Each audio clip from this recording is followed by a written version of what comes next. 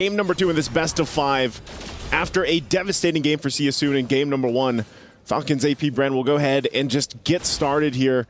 Fall into place too, we can already see, right? It is going to be a whole lot of damage coming out from Kyle Teasy. And mind you, the last time he played at this Hayabusa, he was like 10-1 or something like that, something insane. So he's got the Warcry emblem, and he's going to be looking to set the pace here that MP the King couldn't do in the previous game. And yeah, going back to it, it is his villain arc right now, man. It really is, right? I mean, we all watched the video earlier. We'll talk about that later, but, you know, something that I do want to talk about maybe for the carry pick is the fact that at least with the carry pick, it's an okay matchup against the Harith. Not in a way where you actually win, because Harith is basically almost an auto-win lane as well. Yeah. But the carry can actually dodge away from the Synchro Fission quite easily with her skill, with her dash. So maybe that's the reason Soul wants to go for this carry pick again. It's all about surviving in lane, and this time maybe he'll have a better time up against the Harith than the previous game when he was up against the Roger, which was... I feel like when you really look at this soon, as we jump back into the game here for game number 2, is how can they get the pace set early on? It's funny because going back to the fact too, this is an aggressive team that has not found a first blood yet.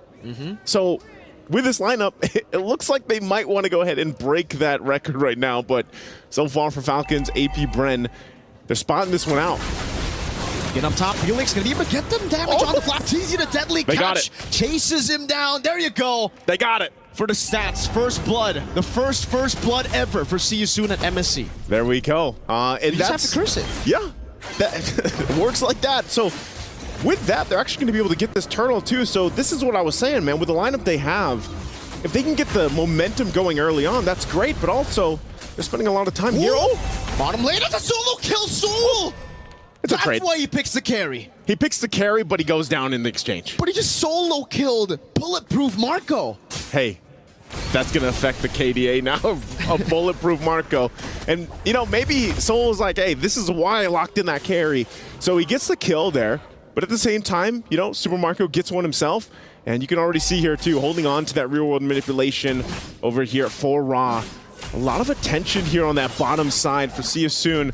If they can, you know, actually at this point, I feel like they can just leave Soul to his own. Yeah. The only thing Soul has to watch out for is when that flicker's not available, because of the fact that Super Marco can play a little more aggressive, especially with now that he has that Zaman Force and playing around that. So really good start, I would say, for See You Soon this early on. Let Soul solo. I agree. Felix now trying to run away. The penalty zone locks him down. Cal Teasy with the quad shadow 2 right into the shadow kill. The Petrify's still there, but Kyle has a few more quad shadows to use, and he will indeed utilize that to equalize on the board. It's 2-2. Okay, taking a look at the items here. First items not locked in just yet. But I'm assuming, yeah, this is, we saw this, I believe it was Kyle Teasy who did this before. He got the Skypiercer first on this Hayabusa, and that's what helped him snowball quickly. So for See You Soon, if they can figure out a way to stop that from happening, you know, keep Kyle Teasy in his tracks. That's one of the big answers they have to have early game. They've already got good control of these objectives early on, but the thing is it's ultimately even across the board economy-wise, and those first item pickups will start to happen for each of the members here on par. Now for See You Soon, like I said, if they don't want to have an issue with the objective fighting, Kyle Teasy again fighting Boxy. With all those stacks, still Primal Wrath gonna be used up by Boxy. I think he expected Falcon's Apbren to collapse even more, but now with a big resource burnt out, Boxy, no ultimate. He's still posturing up. He still wants some smoke. Ra walks him forward, goes for the terrifying penalty zone, lock him down straight into the quad shadow. Now is Boxy gonna be taken low. The hammer swings as Cal steals it away. The deadly catch just to disengage, but Super Marco continues this in the back line. The Furious time to catch Kyle Teasy with that Petrify to find a trade on the board. The Felix will be taken down as well, and Super Marco gets the double. Meanwhile, Soul up top, picking up all of the turret gold. Hey, that's great for Soul. Again, interesting exchange there. Sorry, Felix does get a kill, but then eventually goes down himself. It's a good thing he took out Kyle Teasy. But this is part of the plan too. Give Soul that extra gold, but the same thing is now happening here on the bottom side. So that little advantage that they were able to get is diminished at this point. Also, with Kyle Teasy taking that turtle even it out, looks like they want to make a play.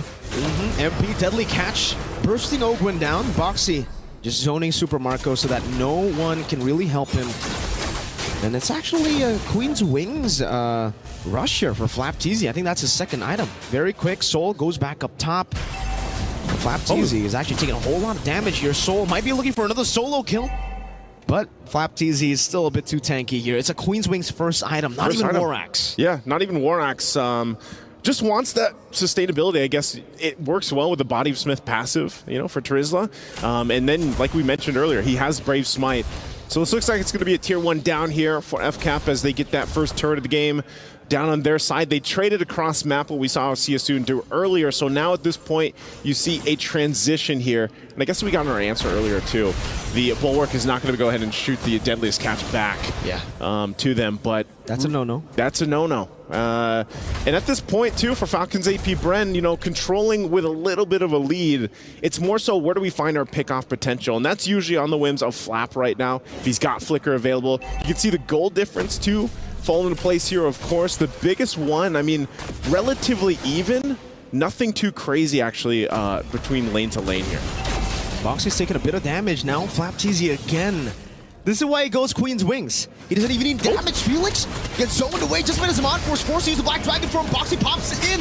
The Primal Wrath, but gets deleted. Penalty zone by Flap. And Be the King forced to use the Deadly Catch. Now chased down as the RWM comes down. Felix jumps in back again with the Purify. The Petrify finding 3, but the Purify is right there. Now Ra going to be caught in the Numenal Blast and the Shadow Kill. But he's still able to flicker out back to safety as Few just continues to walk them down. Not here, sir. You're going to walk to your base. Yeah, getting walked down to the other side of the map as they pick up a free neutral objective. You will not recall here. You're going to have to walk. And actually, so MP the Game goes back up. That's turtle secured here now for Falcon's Apbren. Looks like they're going to start on this turret too. Boxy jumps in. Kyle, that's a quad shadow. He has one more. The intrusive thoughts definitely getting to him there, but hey, he's able to make the right decision. Don't go in aggressive. They can just go for the purple bump, and they'll take it away. Now in the mid lane, still with the siege. Boxy's forced to use the Primal Wrath, and even Deadflap just jumps in under the turret, straight into County with the quad shadow. Boxy losing his life, the shadow kill. Even so much damage just to zone them in the back line as Super Marco pops the Zaman Force to take the tier 1 down.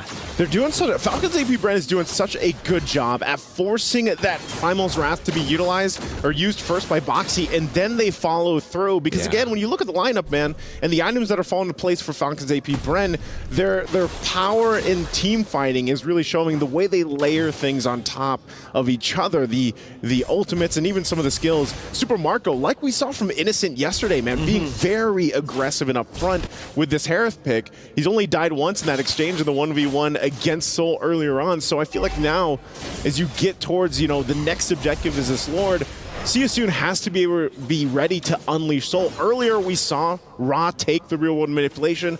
You know, the game, the Land of Dawn basically looked like a board game at that point, but that's something they can work around with. You have Ra with the real-world manipulation. You have a Deadliest Catch. You kind of have to hope that, all right, we get Falcon's Apbren to use some of the ultimates that they have, withstand the Shadow Kill from Kyle TZ, and then possibly be able to re-engage. That's, again, going back to the reference of it's a whole lot of boxes that CSU has to box off here, check off here. It's really tough now, I feel, for CSU, right? Because really the proactivity is all on Falcon's Apbren, and they've been able to utilize it so well. Invading the jungles constantly, even for MP and with a pick like the Bane. You don't really need that much farm, you're still good anyways. But when the Hayabusa is 2 levels ahead, 2 levels. Now down to just 1, but when he's also 1,000 gold ahead on the Assassin, it gets really tough for you. He only has a War Axe, the Endless Battle. Like LaFell said, you know, he usually goes for the Thunderbell, but because maybe in the early game he needs a little bit more damage because the team is kind of lacking damage, he's forced to go for the Endless Battle, and even then you can see the poke from Few, from Flap, onto Boxy even more with the new glowing wand, man. It's just burning him down. And that's what I'm saying. It's just, we're going to force you to use that Primal Wrath early on so you don't have it for the fight. And they just completely cut off See You Soon. And look at this. The bulwark that Flapteezy is alone on this Trizla, able to just kind of stand there and look down the eyes of See You Soon and trying to bait them into initiating, and they don't. So the Lord is already taken freely, and big power spikes coming in. A Holy Crystal for Super Marco, a BOD for Kyle TZ. These are very big items picked up that already increase the power for Falcon Apbren when they've been pretty dominant the last 3-4 minutes or so.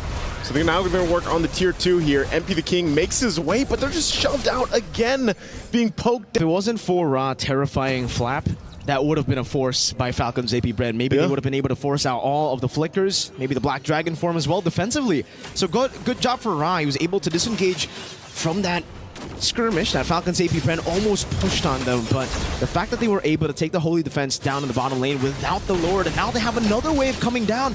They're going to be able to bait out the Holy Defense from the mid lane too. And the second wave is coming down in the mid lane, so they might be able to do what they did in Game 1. Black Dragon form now by Felix, but he's going to get gunned down from the sky, so taken out right as he drops down. Boxy pops in the Primal Rat, penalty zone Flap catches them under the real world manipulation. Soul gets a double, but Few does it as well, and it's Flap on top of it. It's Soul, the Soul member of See You Soon, up against 3, the flicker forward. Soul absolutely obliterated, this time 11 minutes.